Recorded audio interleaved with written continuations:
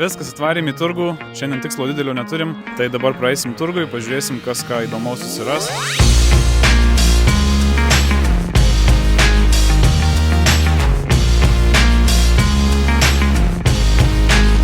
Ir kokią kainą? Norėjau 20, galiu už 15 atiduoti eurų. Tai originalas tikrai žinai. Žiūrėk, policija apranga. Man atrodo, neturiu teliko prie kur. Klauskit, kiek kainuoja?